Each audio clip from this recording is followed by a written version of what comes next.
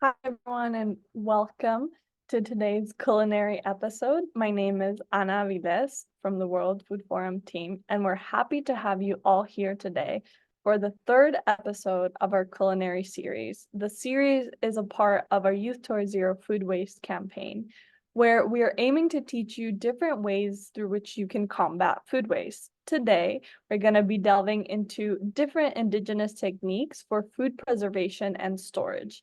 And for this, I would like to welcome Chef Stephanie Bariluk and the Simon Fraser University team who are here with us today. Chef Stephanie, the floor is yours.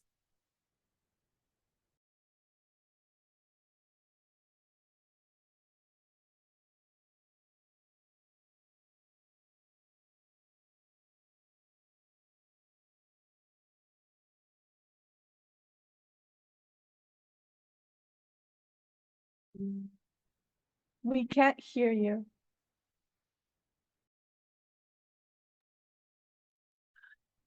Hello, all Hi. good? Yes. Van Guinzi, Drin Guinzi, Steph Barlak Vilji, Tetlege Gotsat. Good morning, good afternoon, depending where you are. My name is Chef Steph Barlak, and I'm from Fort McPherson, Northwest Territories. And today we're coming from Burnaby, BC. And I am the Indigenous chef here with the SFU team.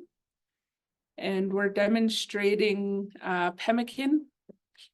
So I just wanted to talk a little bit about my role here and what we do. So with the help of the team, we created a Indigenous food program called Rooted.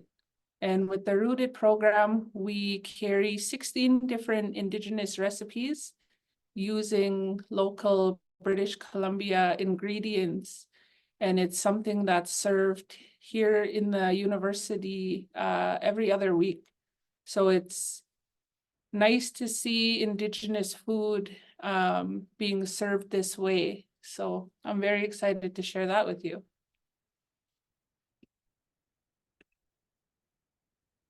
So I come from a small community in Canada's north, Tetlege, Fort McPherson, and I was raised there, learning about my culture, my Indigenous heritage and traditions. Growing up, I seen a lot of harvesting that my dad did, processing that my mom did, and being young, it was just a part of my life. So it was just something that we did. And when I finally went to culinary school and became a chef, I learned to appreciate it a lot more. The way of life that we live in the Arctic is a lot about survival.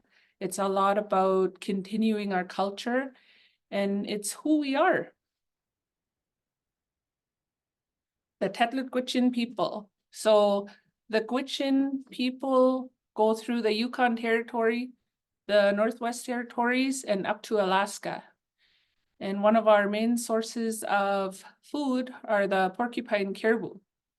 And this lovely picture here was taken in Rome. I was very fortunate to go to Rome in October of last year and cook a Indigenous inspired menu there. A lot of what I do, a lot of things I talk about have a lot to do with, my history. And I'm fortunate to come from such strong, resilient Indigenous people. And all of this culture and traditions I share, it all started somewhere and it all worked. It's what our people did to live off the land. It's what our people did to survive. It's, it's just such a big part of our life. So when I get to speak or when I get to cook Indigenous cuisine and Indigenous culture, it's so much more than a plate of food. It's a story. I'm telling you the story of our people. And the more I get to travel and the more I get to work in different parts of the world, I enjoy learning about other Indigenous people and their cultures. and what they eat as well. Sharing. Growing up, and when people are hunting, when people are gathering, it was always taught to share with, other families who may not have hunters, share with our elders. So in this picture here is in the community, they did a community hunt. So the community went out and harvested some caribou. They processed everything, and everybody in the community got to have some caribou meat. And, growing up in our culture, we were always taught to have something ready to cook, something ready to serve. When people enter your home, when people are gathering, it's our job to feed them. So you go into my mom's house today, you're going to walk out with a full belly. Preserving. So I'm going to start on the right side of the screen. So this is in my parents' home in Tête Léger. That's caribou meat hanging. And one of the ways traditionally it was preserved, it was dried, and that's dried using the wood stove heat. So it takes about maybe a day and a half to dry properly. And it becomes, it's just a way we preserve it. And the middle picture is at my dad's camp on the Peel River, and he's smoking whitefish. So he went and he went fishing, caught the whitefish, and he's smoking it. Another way that, we preserve different animals and gives us a chance to kind of eat them throughout the year. Hunting is very seasonal, so you're fishing in the summer, and then you could eat it in the winter, or vice versa with the caribou. And the last picture there is something a little more modern for me. I don't live in my community anymore. I've lived away for about 10 years now. And something I missed was the caribou dry meat that's hanging on the poles there. So I kind of created a jerky, a beef jerky. So that's a little play on caribou dry meat.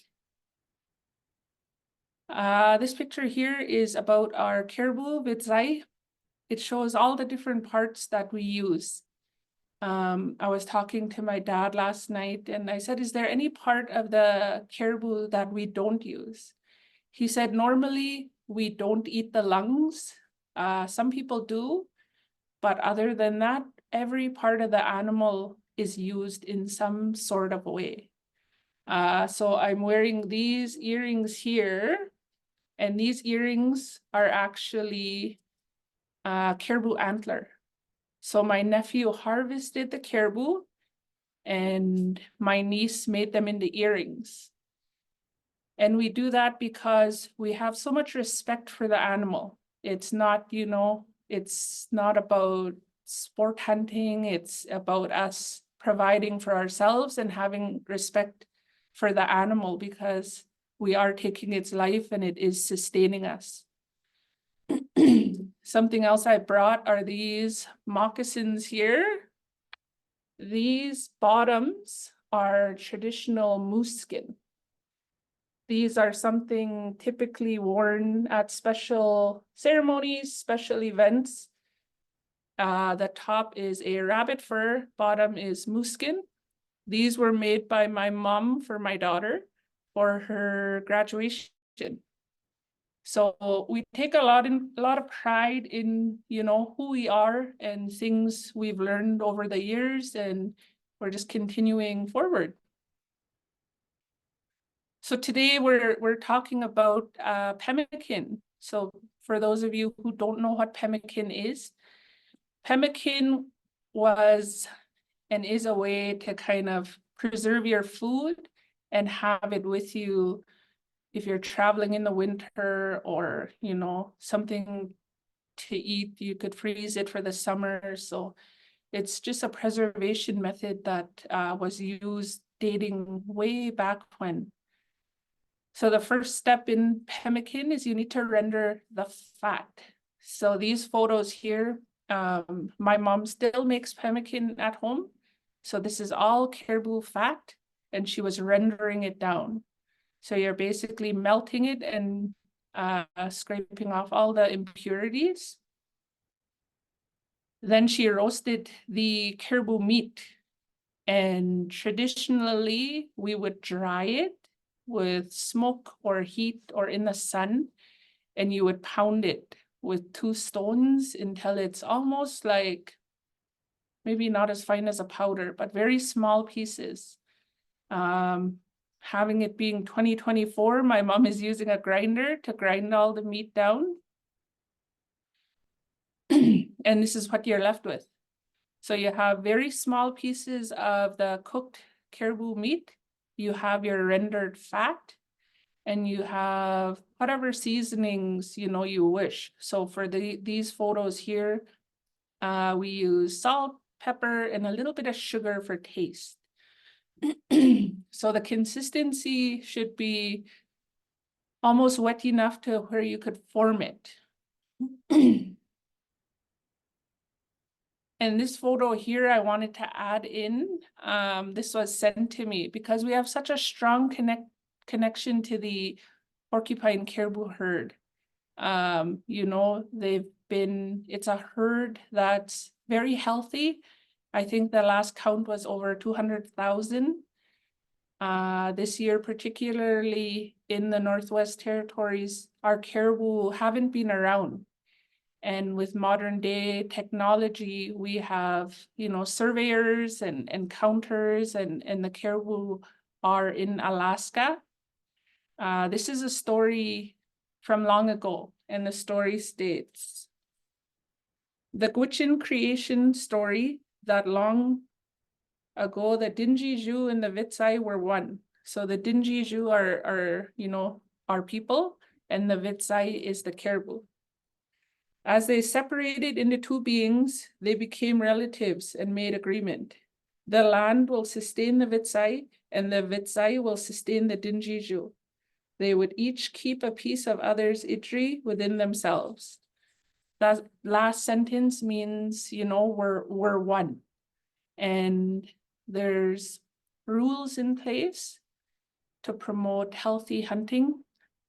There's seasons in place that we know where we don't hunt.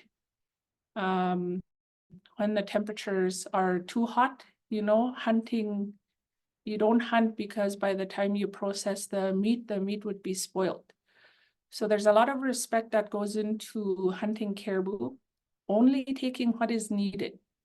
You're only gonna harvest enough to feed your family or share it. And different ways like that. So thinking back to, my ancestors and my great-grandparents, my grandparents, my parents, we all grew up on caribou meat. Now for me living away, it's more of a delicacy, but when I do get it, it's something that just brings me right back home, and I got to eat it so many different ways. And now as a chef, I kind of search for available ingredients that I could create recipes out of. But when we do hunt caribou, when we do eat caribou, nothing is wasted. That's the most important thing is, we respect it enough that we're using it for ourselves and our family as far as clothing, art, or food. So masicho, and thank you for letting me, present that to you.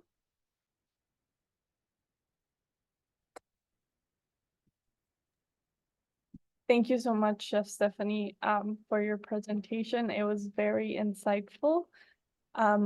We have a bunch of people from all over joining us, so welcome everyone. And back over to you. Yeah, so here I have some rendered. So today I'm actually going to be doing it with beef. I did have leftover beef here in the kitchen, so I'm using, all recycled products. There's nothing I went and purchased for today. Everything, we're trying to avoid food waste here. So I did bring in something to show you. So this is caribou dry meat. And this was dried in my parents' home in the Northwest Territories. Very simple seasoning, but this is like a delicacy for us. And, my mom makes it in a way to where there's more sinew for when my children were teething. So there's so many different ways that we use the caribou. So here I have some rendered beef fat. We just heated it up. So once I rendered that, I strained it. Here I have some cooked beef, and that went into the food processor. Again, long ago, this was done with either stones, so they would kind of try to get that consistency. So we're gonna add some of the beef into the bowl. So for seasoning, we do have salt and pepper, a little bit of sugar, and we also have dried cranberries. So obviously these are all optional. We do pick cranberries in the north. Drying them for this recipe is another way to preserve it. So this pemmican would last longer. So we're gonna add some cranberries in there. A little bit of sugar for taste. It already has the cranberries. Salt and pepper. And then we're gonna add a little bit of our fat just to pull it together.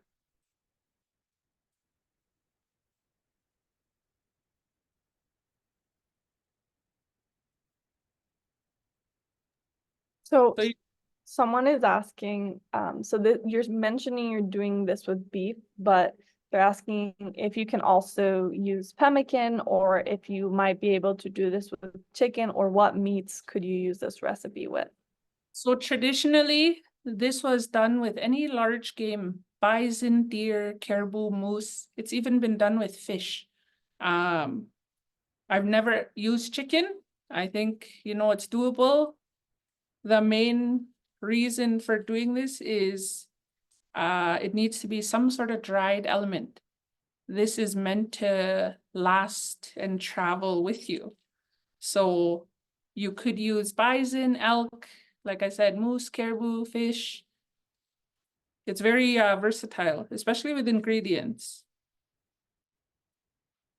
So we would form it, individually wrap it, and freeze it. So my mom did hers into like a ball, but this is just a little different. So this is actually more like a patty. And the idea is to freeze that, and that's almost like your little protein bar. And when I get to do things like this, I think about, the history, right? How did my great-grandmother do this? When was it eaten? Where was it eaten? These things were eaten on our land. This was, this is so much more than a patty of pemmican. This is our stories. So I'm very excited to share that with you. Once this is cooled, you can bring it back to room temperature and eat it. You could also eat it more chilled. You could take that anywhere you'd like. So this one here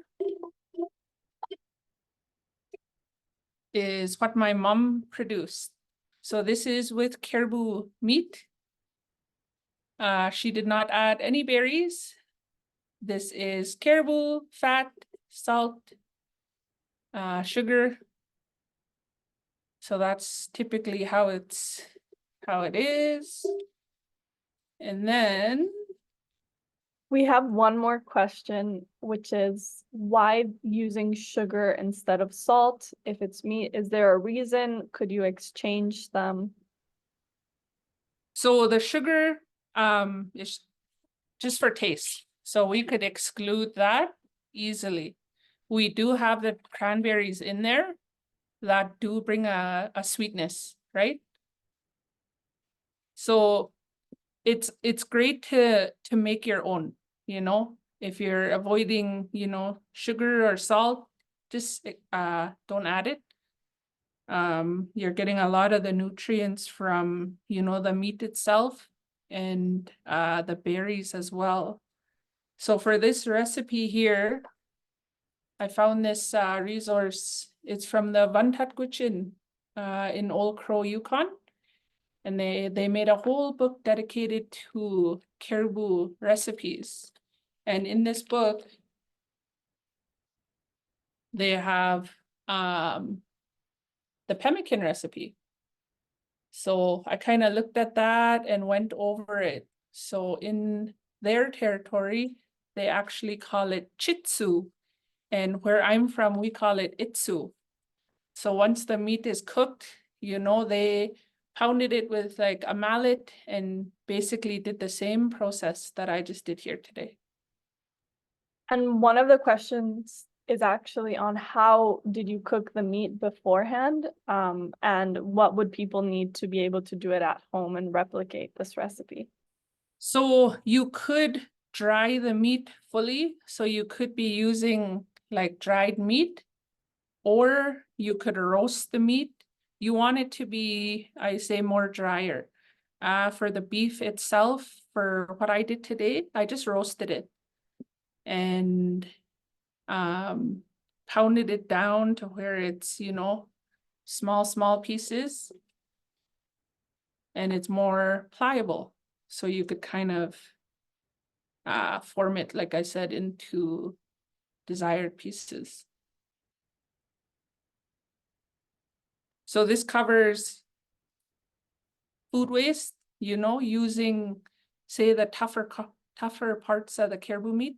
You could roast it down and use it for this product. This covers tradition, you know, this is something our people have done for a long time. And this also covers survival, right? People needed this, you know, in some of the harder times, you know, maybe there was no food around, no animals around, and this is a product that they could keep and eat throughout the year. And is there a temperature you would recommend, like external temperatures for properly drying the meat? And then someone also asked, how long do you recommend roasting the beef if you're doing this at home and don't have the ability to preserve the meat? So for roasting, I would cook it like thoroughly to a well done temperature internally, only because the less you cook it, the more quicker it is to spoil. Another step that's important is rendering your fat down.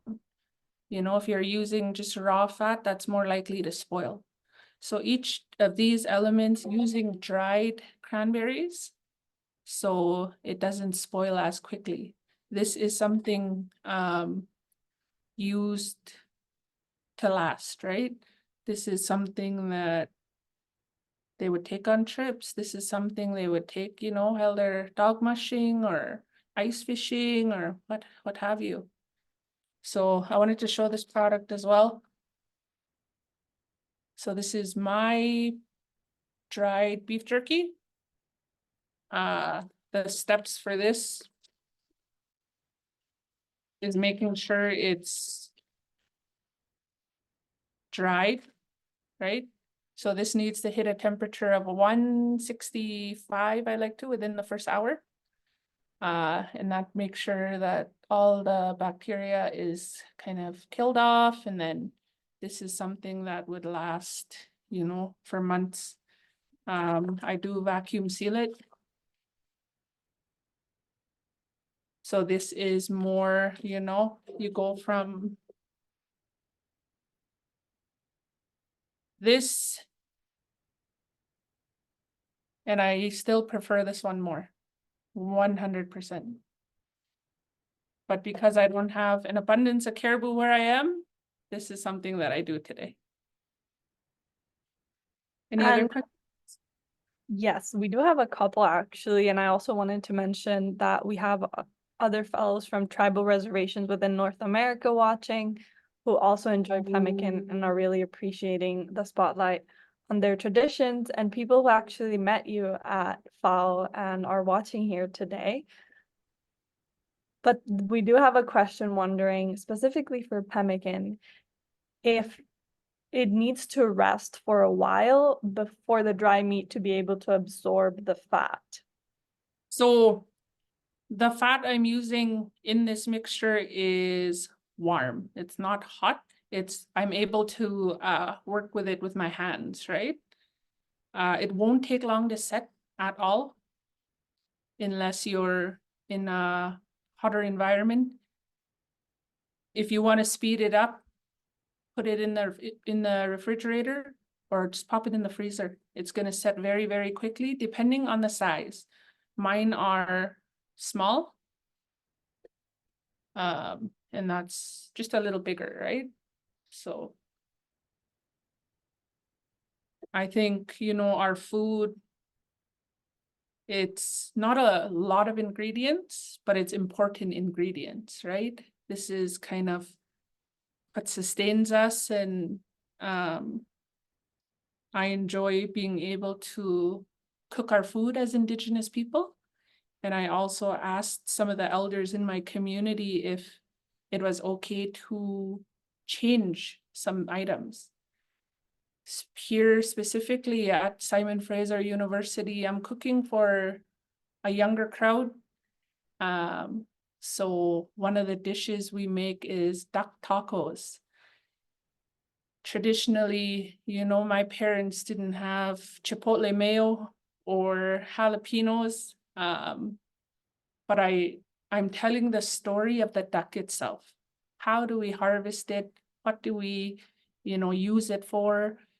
And then from there, I'm kind of creating a more modern dish. And it's not to disrespect the ingredients.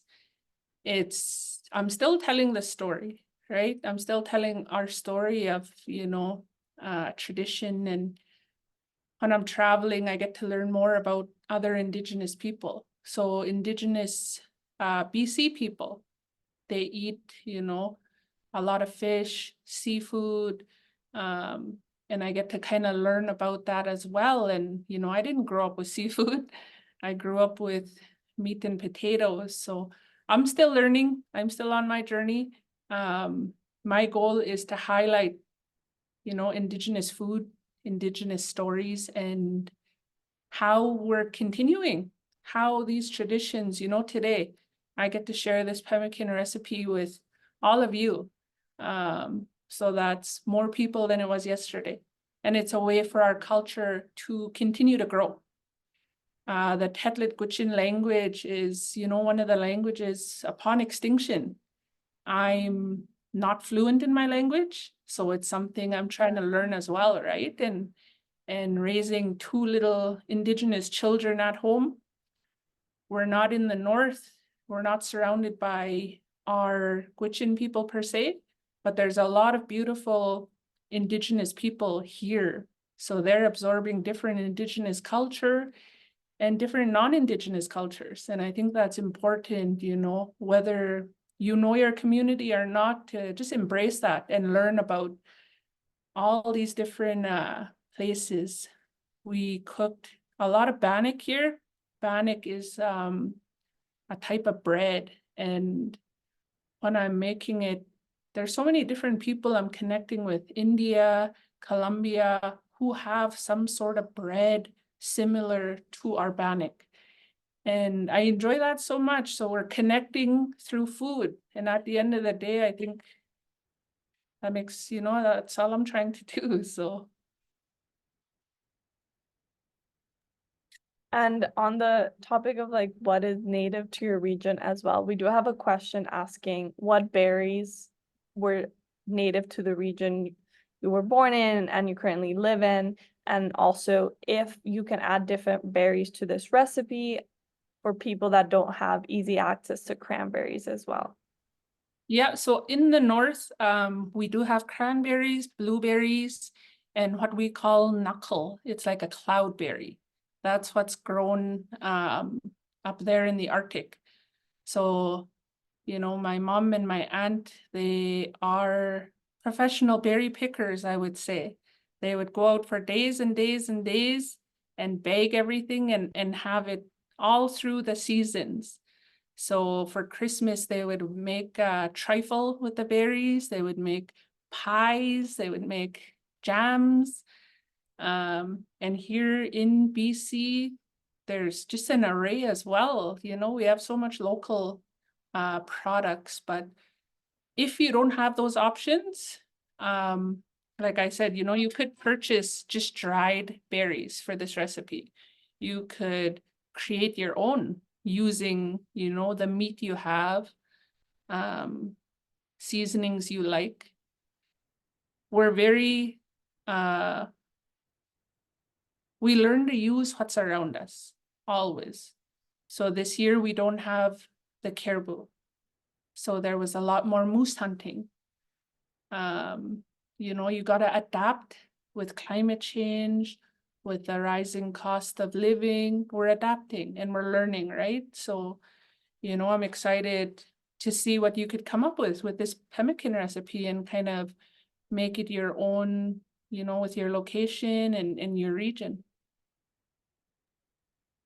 And we also have a question back on storage. Someone asked, what are the proper conditions for storing this recipe and what's the storage shelf life? So I would freeze it, you know. I wouldn't just leave it out on your counter because I am a chef. I do carry food safe. Traditionally, you know, you just want to keep it colder. This could last for at least a few months in your freezer. If you make it super, super tasty, it won't have to last that long. You'll be eating it more. And someone had another question back on the berries again, wondering if you know if they're low bush cranberries or high bush cranberries, and how would this affect this recipe and the taste?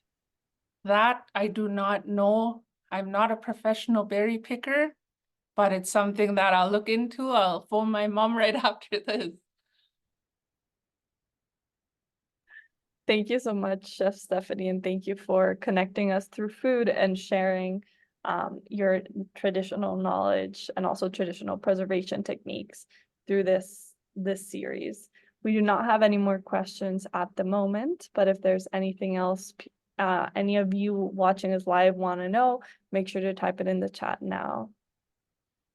Thank you so much for allowing me to share this recipe and kind of share, you know, our culture. And it's important for, you know, maybe other Indigenous people or non-Indigenous people to learn about it. It's, you know, it's a rich history and our culture is a living culture today because of what we practiced.